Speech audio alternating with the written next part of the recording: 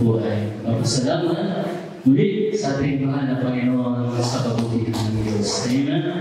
Alam niyo po, mga naman, noong nakaraang linggo nung umuwi kami ng Rutherford, nagpatutuo sa akin kung gaano kalayo yung binyan namin, ganun kahaba yung patutuo na narinig ng dalawa. Sabi nga nila, napakahaba pala ng patutuo mo.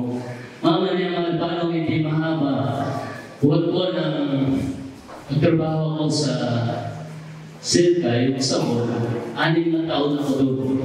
6 na taon na akong nawala sa gawain ng Panginoon.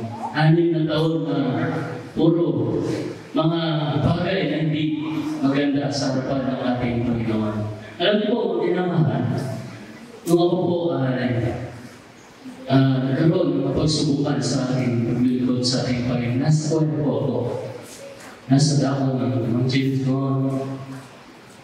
Mga tinamahan dahil sa mga pagsubok na yan, dinais ko na bumaba ko sa bagay prayer. So nag-usap kong bumaba ko pa. Ang mga bagay na ating ginagawa ay pinakalugod sa ating Panginoon. Subalit yun po, mga tinamahan ay hindi nagkaroon ng magandang mga resulta na ako po ay napawalay na po sa gawain ng ating Panginoon. Sige nyo, 6 years na taon, mga minamahal, napakaraming mga nagawa kong hindi maganda sa harapan ng ating Panginoon. Pagkamat nagsasamba ako nun, pero ang mga minamahal, yung mga ginagawa ko, pagkamat natatago sa tao, hindi may tatago sa ating Panginoon. Amen? Napakabuti po ng Diyos. Dahil mga minamahal, napakaraming karanasan na aking nagawang pagkakamali sa harapan ng ating Panginoon. Akala ko hindi na ako makakabalik na muling gamitin po ng ating mahal na Panginoon. Ang Saudi Arabia, ayaw ko dyan dahil nais kong mag-abroad, pero alam ko mahigpit dyan. Pero doon ako nakapunta. Pero salamat sa ating Panginoon, unti-unting nabawas na doon. Dahil doon mga minamahal, walang tukso ng mga kababaihan. Dahil yung mga babae doon, alam na Brother Noel, Tulao, ating kapatid, Brother Richard, balot na balot yung mga Muslim. Amen.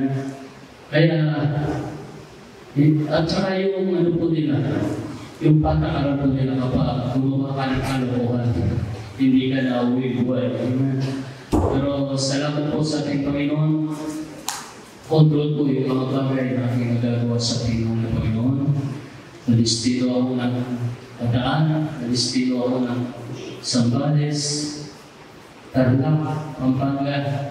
Lahat yan, marami naman. Bawat pupuntahan ko ay napakarami po mga kalokohan ginagawa.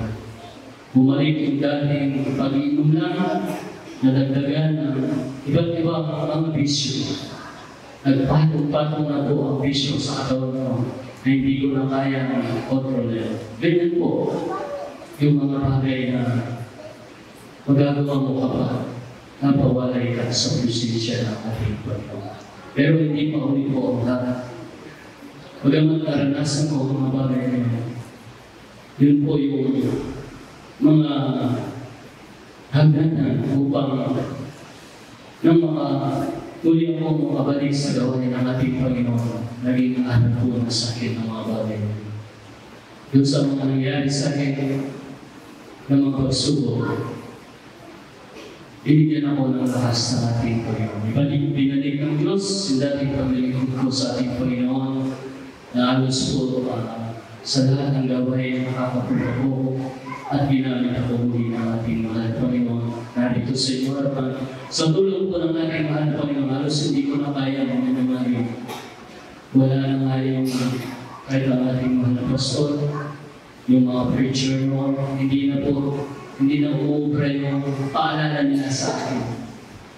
Subalit kapag ang Diyos ang nagpaalala, amen, walang matigas sa puso sa ating mahal na Panginoon. Amen. Wala pong matigas sa harapan ng Panginoon kapag pinanabot ka ng ating Panginoon. Amen. Kaya maraming salamat po sa ating mahal na Panginoon na sa kabila ng napakarami sa ating mga 6 na taon na dinanas ko mga pagsubok, hindi po nanumbata ang ating Panginoon sa amen. Hindi siya nagmula, hindi siya naglamot na muli makapanubalik po sa ating Panginoon. At ngayon, sa tulong ng ating mahal na Panginoon, muli tinayo ako ng ating mahal na Panginoon. Pinayin po sa kung saan ako bumaba at tinagayo ng ating mahal na Panginoon. Maraming salamat po sa ating mga Panginoon sa mga